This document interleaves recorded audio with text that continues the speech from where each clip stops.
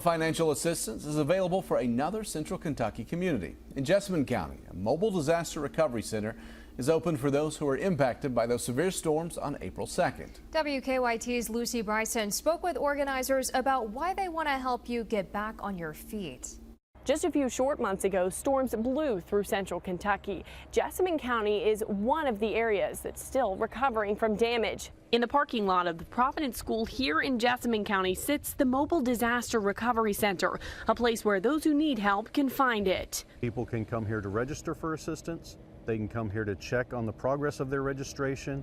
They can come here to update their registration. So it's an information hub as well as a service hub for people who are impacted by those storms.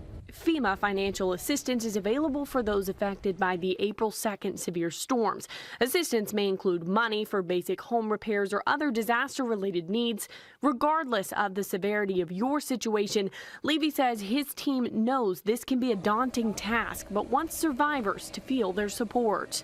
The people here, we call them our huggers. They love to be able to talk to people, and even if you just need somebody to talk to, we are focused on connecting with survivors wherever they are. Levy even says you can stop by even if you're just curious about what FEMA is. But before you do, he gave us a list of things that you can bring to help speed up the process.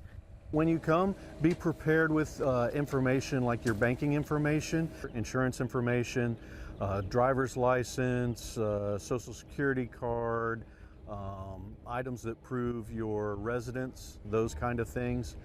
He also shared with me that a good resource to get some help without leaving your home is by downloading the FEMA app. In Jessamine County, I'm Lucy Bryson, WKYT. Thanks, Lucy. You've still got 7 hours to go get help today. This week's hours are from 10 a.m. to 7 p.m. today, tomorrow, and Friday. They operate from 9 to 5 on Saturday and 1 to 5 on Sunday.